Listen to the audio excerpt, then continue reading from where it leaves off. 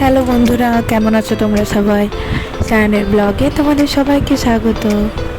আজকে তোমাদের একটা নতুন রেসিপি করে দেখাবো, সেটা হচ্ছে পনির পরাঠা। তোমরা সবাই জানো, নিজের মতন করে বানাও, তাহলে আজকে আমি আমার রেসিপিটা শেয়ার করলাম।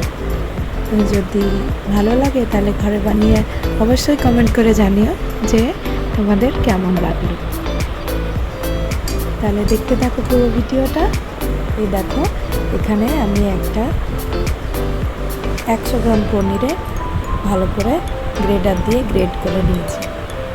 গ্রেড করার পরে তার মধ্যে নুন, গোলমরিচ গুঁড়ো সবগুলো ওই চামচের হাফ চা চামচ বরাবর দিয়েছি। আমি ওই 4-5টার মতন পরোটা বানাবো, সেই মতন আমি পুর বানিয়ে নিচ্ছি। এর মধ্যে কালো জিরে দিলাম, চিলি ফ্লেক্স দিলাম, একটু অরিগ্যানো দিলাম, একটু মরি গুঁড়ো দিয়েছি, একটু ধনে গুঁড়ো, আর দিয়েছি এর মধ্যে কুচনো অর্ধেকটা পেঁয়াজ, একদম ফাইন পাতলা পাতলা করে কুচনো পেঁয়াজ দিয়েছি। যেহেতু আমার ছেলে খাবে, তাই আমি এর মধ্যে কাঁচা লঙ্কা অ্যাড করিনি। তোমরা ইচ্ছে করলে দিতেও পারো, আবার কেউ একটু চাইলে একটু চিনিও অ্যাড করতে পারো, কিন্তু আমরা চিনি খাই না, তাই চিনিও অ্যাড করিনি। এবারে আটার ডোটা বানিয়ে নেব।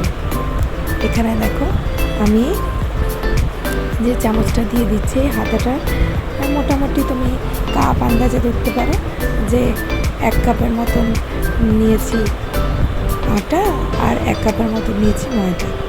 আন্দাজ মতো একটু নুন নিয়ে নিলাম, আর তার মধ্যে দিয়েছিলাম একটু তেল আর একটু ক্রাশ করা জোয়ান। এই দিয়ে আমি আটাটাকে মেখে নিলাম।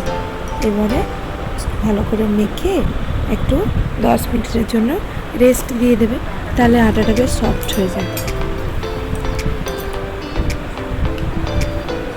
এবার আমি আটার ডো বানিয়ে নিচ্ছি। এই দেখো, এরকম হাত দিয়ে তোমরা আস্তে আস্তে লেচি কেটে এরকম গোল গোল করবো পুর ভরে, তার মধ্যে ওই একটু আমি এরকম আটা দিয়ে দিয়ে ছোট্ট ছোট্ট করে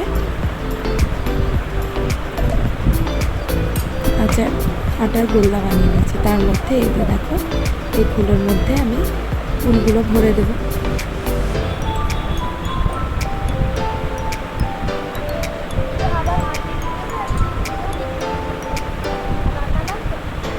এই দেখো, এইভাবে পুরো প্রত্যেকটা ডো আমি তৈরি করে নেব।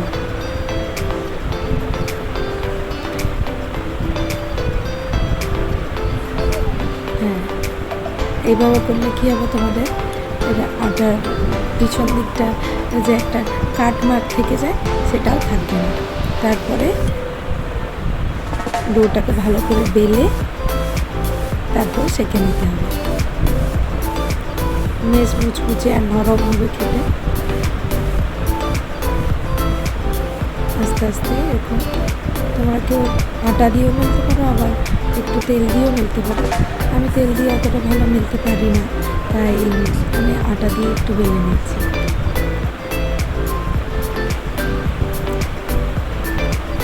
এই যে দেখতেই পাচ্ছ, চারদিকে মিশ্রণটা ছড়িয়ে গেছে। এই যে একটা জায়গায় হয়ে যায় না। তোমরা যদি আটাটা ভালো করে মেখে পুরটা ঠিক করে করতে পারো, তাহলেই দেখবে পরোটাটা বেশ সুন্দর এবং সফট হবে।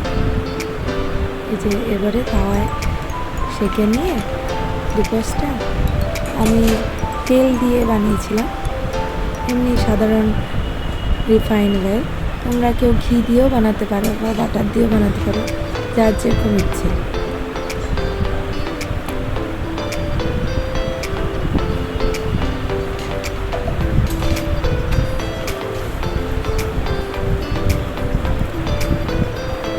বেশ মুচমুচে, উপরটা বেশ ক্রাঞ্চি আর ভেতরটা বেশ নরম সফট।